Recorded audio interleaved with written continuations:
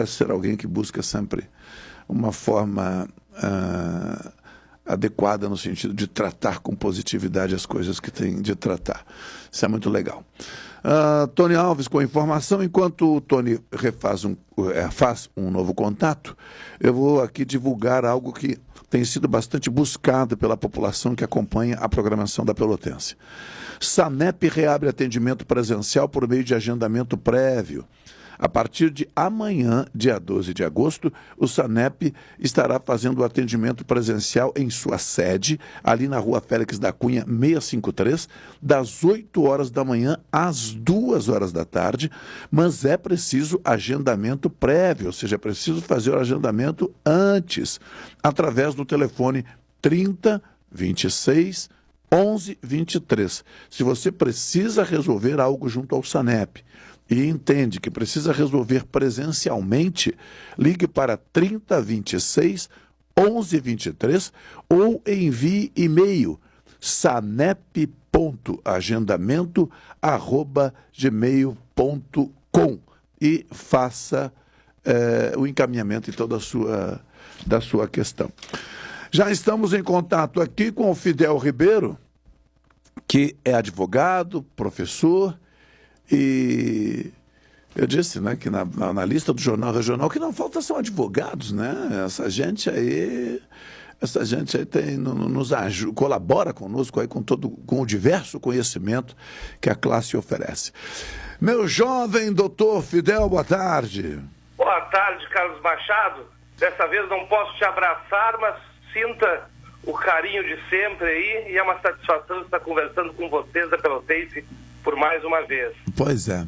Eu conversava com a sua presidente aqui da subseção Pelotas, né? A doutora Paula Agril, e falava justamente sobre o quanto esta atividade profissional ainda atrai pessoas. Como é que é no dia a dia perceber que a profissão cada vez tem mais pessoas no exercício? Isso, de certa maneira, é visto como, Fidel? Sabe, Machado, que eu tenho dificuldade, às vezes, de perceber esse aumento de pessoas da profissão, porque a pessoa que se forma em direito hoje, ela tem uma necessidade até para o seu ego de ser aprovada no exame de ordem, fazer a sua inscrição na OAB, mas eu não consigo perceber esse grande aumento assim, de advogados atuantes, né? Eu não vejo essa grande dificuldade. E uma coisa é certa, Machado, nós temos assim, demanda para todo mundo, tem espaço para todo mundo na advocacia, para quem trabalha assim, seguindo os padrões éticos, seguindo o nosso juramento do advogado. Hoje aproveitei o dia 11 para reler o juramento, né? Quando a gente tem aqui o prometo exercer a advocacia com dignidade e dependência, observar a ética, deveres e prerrogativas profissionais, defesa da Constituição, do Estado Democrático, da ordem jurídica, direitos humanos, justiça social, né? Então, a gente, para quem segue o padrão correto e tem um bom atendimento e dedica-se efetivamente e trabalha na advocacia não como um bico, mas sim encara como a sua profissão efetivamente, esse profissional ele tem espaço, seja novo ou seja velho, ele vai conseguir se enquadrar. Então, eu não vejo isso como problema algum, pelo contrário, quanto mais gente trabalhando bem, maior a certeza de que nós vamos ter a correta aplicação das leis, né? Porque, como diz a nossa querida Constituição Federal, o advogado, foi bem mencionado pela Paula, o advogado é indispensável para a administração da justiça. Então, digamos que quanto mais advogados, melhor. E é um prazer para mim comemorar esse dia 11 e tenho muito orgulho da profissão e por poder ajudar pessoas. Na advocacia a gente consegue mudar realidades, a gente consegue garantir que algumas pessoas que nos procuram mudem a sua condição de vida, consigam algo que não é um prêmio, e sim algo que deveria ser delas, mas por algum motivo lhes foi negado por alguém, seja pelo Estado ou por um outro particular, mas nós conseguimos efetivamente contribuir para que se faça justiça. Fidel,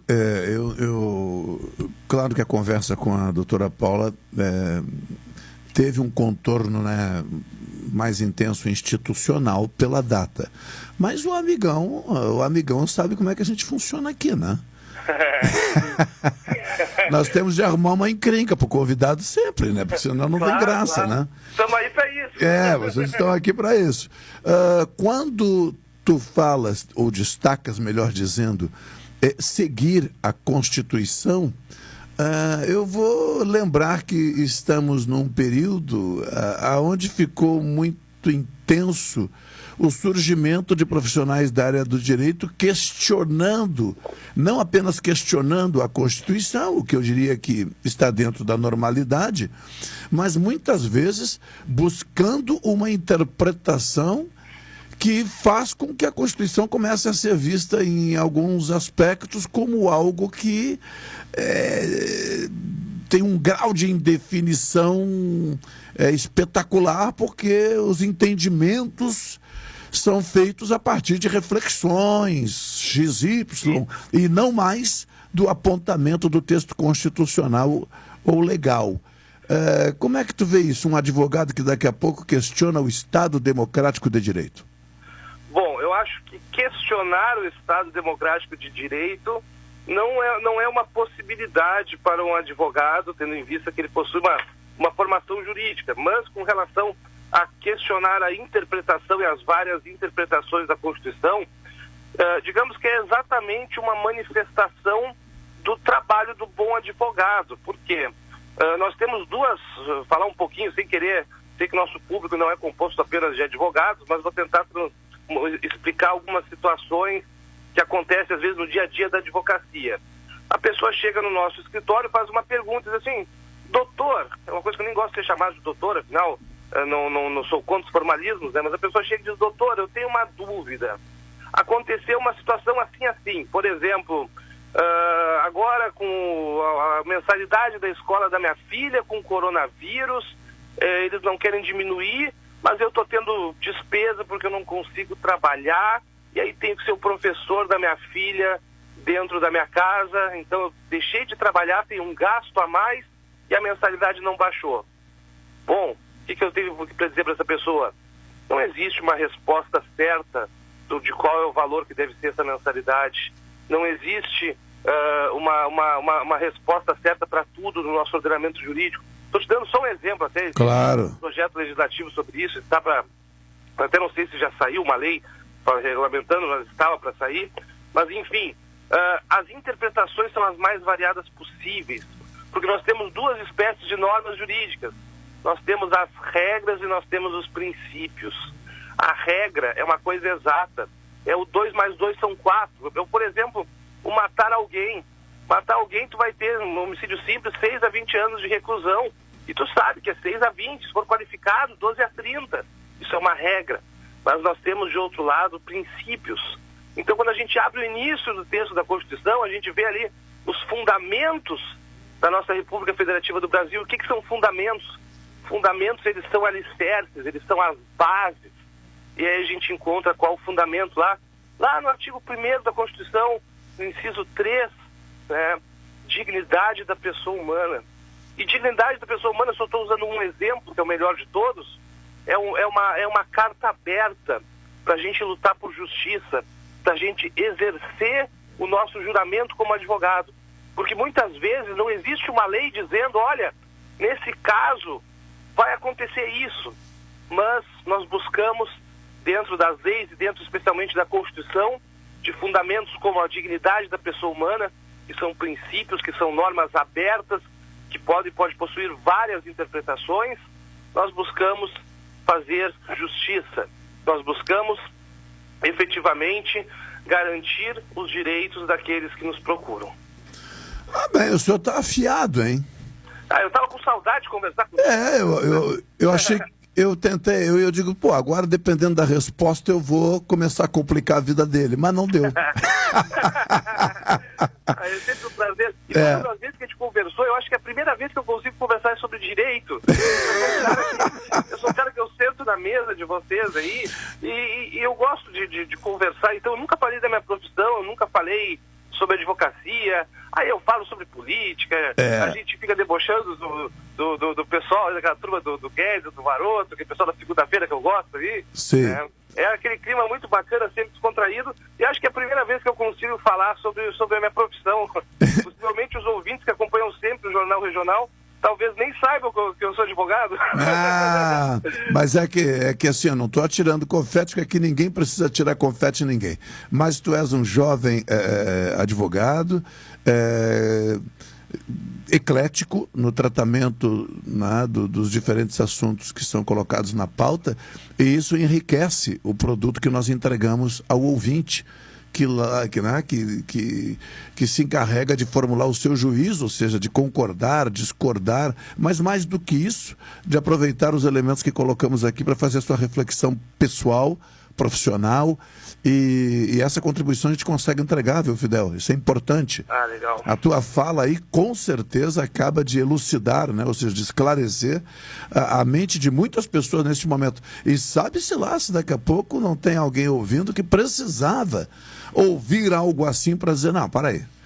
Então, a minha causa não está perdida. Ou então, para aí. Então, estou convencido agora de que eu posso buscar a discussão desse tema, porque eu entendo que eu tenho direito. E isso é muito legal. Eis aí o grande resultado que nós buscamos cotidianamente, né? Sem querer me alongar, Machado, mas só para... vou te contar uma situação. Uma pessoa da minha família, em determinado momento, iniciou o curso de Direito. E aí tem aquela disciplina Introdução ao Direito 1. E aí me perguntou se tinha alguma dica de como já estou rindo. E aí o que eu respondi para essa pessoa? Tudo que o professor da Introdução ao Direito 1 te perguntar na aula, o que acontece em tal situação? Em todas tu vai responder, é discutível. Né? E o trabalho do advogado ele é lindo porque ele permite discutir, ele permite a gente não viver na matemática. Deus me livre da matemática, com todo respeito aos matemáticos, mas permite que a gente consiga viver uma ciência efetivamente humana, onde não existem verdades absolutas. O próprio matar alguém, que eu usei como exemplo de regra, o matar alguém muitas vezes vai ser relevado quando tu matar, por exemplo, em legítima defesa, entende? Então, nós não temos verdades absolutas, nós temos discussão, nós temos debate, nós temos uma profissão, e aquilo que tu jogou um confete, de certa forma, falou de eu ser uma pessoa eclética, na advocacia hoje a gente usa muita expressão da advocacia sistêmica, do não trabalhar apenas o conflito, trabalhar a prevenção. Inclusive, pelas normas éticas da OAB, nós não podemos jamais incentivar o litígio.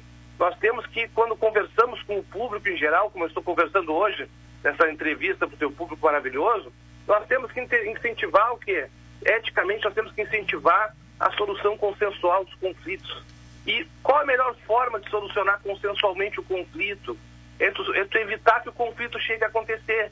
Então é tu preparar o teu cliente para ele fazer bons contratos, tu conversar com o teu cliente sobre como ele deve se relacionar com as pessoas, de modo a evitar conflitos. Então nós temos que... O trabalho do advogado ele vai muito além do ir para o pau, como a gente fala, né?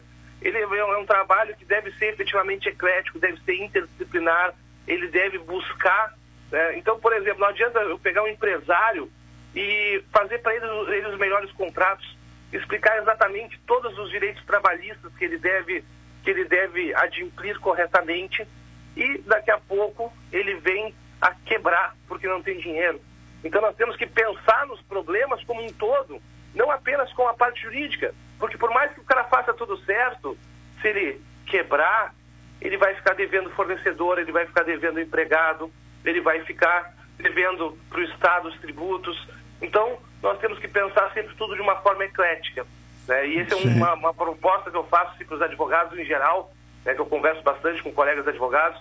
Eu digo assim, olha, entendam o cliente de vocês não apenas como alguém que tem um conflito, mas como alguém que é uma pessoa, alguém que nós temos que trabalhar o lado humano e não só o lado do pau, o lado da briga. Porque quando a gente trabalha o lado humano, a gente evita que essa pessoa ingresse em novos conflitos. Tá bem, professor. O senhor se saiu muito bem mais uma vez. Eu só fiquei preocupado agora porque eu não sei se todos os colegas concordam com tua fala num aspecto. Tu falaste que se o cliente quebra, por exemplo, ele vai acabar não conseguindo cumprir, né, com seus compromissos, não vai conseguir pagar A, pagar B, pagar C, e o senhor não citou que ele também não vai conseguir pagar o advogado. Então, das duas, uma. Ou é porque já recebeu adiantado, essa estratégia está recomendando, ou é porque os advogados, graças a Deus, ganham tão bem que podem esperar para receber lá adiante. Olha, sabe que a pandemia deu uma atrapalhada na vida dos advogados, né? Claro. Deu uma complicada, porque a primeira pessoa que atrasa o pagamento é o advogado. O cara não vai atrasar o pagamento da internet porque ele não quer ficar sem internet. O cara não vai deixar de pagar, por exemplo, a faxineira porque ele quer a casa limpa. Mas o advogado, o cara acaba deixando e não pagando. Tá? Então, fica uma dica para os nossos ouvintes: não deixem de pagar os advogados. A gente tem que sobreviver, a gente tem família, a gente tem folha de pagamento no escritório. Ei, tá? Agora já virou... advogado. Não. Machado, eu não quero me alongar demais. Não, é que tu vai acabar caindo na rede social como a choradeira dos advogados. Não, aí também não. Machado, foi um prazer imenso. Igual. Foi um prazer imenso. Tá, eu tô meio que encerrando aqui a entrevista, porque eu sei que tem outras pessoas para ouvir também, né? Mas é sempre uma alegria. Não quero roubar o espaço dos colegas e quero desejar a todos os advogados um feliz dia do advogado, dizer que eu sinto muito orgulho de ser colega de pessoas incríveis como nós temos aqui na cidade de Pelotas, ótimos advogados, sei que nós estamos sendo muito bem representados. E já que conversasse antes com a nossa presidente, eu nunca sei se é presidente ou presidenta. Bom, eu vou ficar com a presidente. A presidente, né? Mas aí com a presidente também, tá? Mas não tenho certeza absoluta do que eu digo. Como no Brasil hoje tudo é política, se o cara é de esquerda, ele fala presidenta, e se ele é de direita, ele fala presidente. Eu estou seguindo a língua portuguesa, dentro da possibilidade que a regra me permite. Me tira dessa aí de esquerda a direita. Perfeito. Eu sempre me posiciono do centro da mesa, inclusive. Pois é. Eu ia te dizer só que a nossa presidente, é muito bacana ver o trabalho que a OAB faz, não só em Pelotas, mas no Brasil inteiro. E eu sinto muito orgulho de fazer parte de uma categoria profissional, onde nós não somos marcados pelo corporativismo.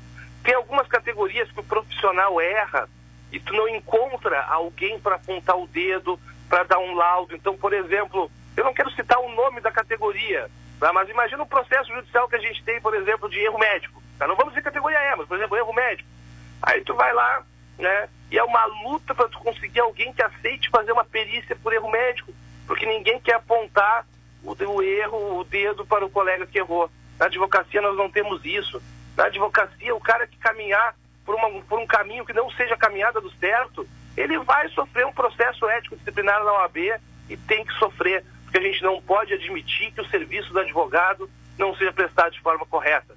Então eu tenho muito orgulho de fazer parte de uma categoria onde o nosso órgão de classe, ele efetivamente cuida para que o serviço do advogado seja prestado de uma forma íntegra, de uma forma correta. Então fica aqui o meu parabéns para todos que de alguma forma contribuem para a OAB. Tá Inclusive, bem,